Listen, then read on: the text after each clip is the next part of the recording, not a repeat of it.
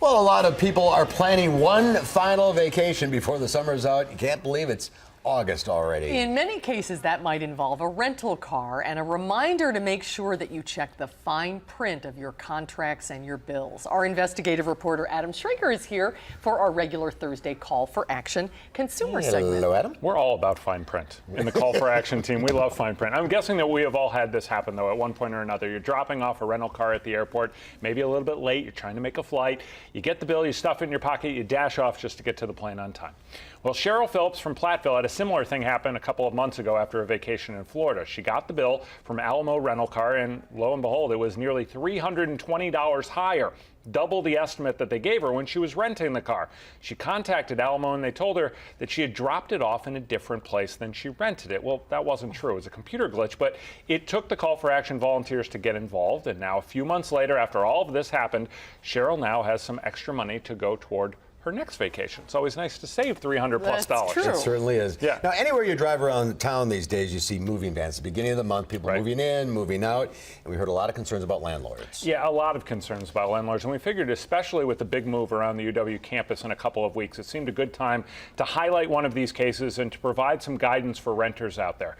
Luke Voss rented an apartment just off campus on Doty Street, and after the big rains of a month or so ago, he had leaking in his apartment, and it led to some mold. Well, his landlord brushed him off, so he called a City of Madison building inspector who recommended some fixes, but the landlord did not comply.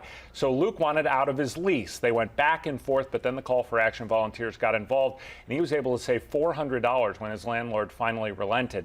Now, renters may not think they have any leverage since there's only a 2% vacancy in the market, but it's simply not true. Take, for example,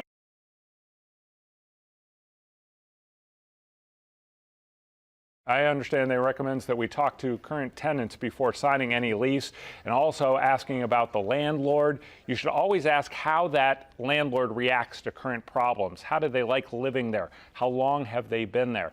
And they also recommend looking up building inspection records about any property you want to move to, because some people don't realize those are public. You can find out if there were problems, and you can also make sure you get in writing the solutions or proposed solutions from landlords. You can also contact the police department and find out how often officers have responded to that address in the past. Now, the great resource, tenantresourcecenter.org, tenantresourcecenter.org. You can call them 608-257-0006. They have much more information if you need help. It's always important to remember you do have some rights on your side. There is help out there. That's a great resource, too. Yeah. Now, in case you didn't watch the news last night, yesterday you told us a story about a group of women who called the Call for Action volunteers because they couldn't get the hot air balloon company that they bought tickets with to honor them. Yeah, and unfortunately, this is a problem we heard a lot about. It's called the Great American Balloon Company. It's headquartered in the Chicago area, and it's operated under the name Token Creek Balloon Port here in southern Wisconsin. Well, it went bankrupt this week, turning its assets over to a liquidation company. A balloon company spokesperson told us today the goal is to sell those assets to provide for customer refunds. Since the story aired last night at 6 and 10, we have heard from many other victims of this country. We're going to share more on this story tonight coming up at 6. If you have a consumer problem, the Call for Action volunteers are going to be here tomorrow. You can call in at 608-270-2833. The hotline is open tomorrow from 11 to 1 and again on Mondays and Wednesdays. If those hours don't work, you can register a complaint anytime on the website channel3000.com. Just /call for action. They get it done. Yes, they do. They're doing great work. Adam, thank you. Thank you. Thanks, Adam.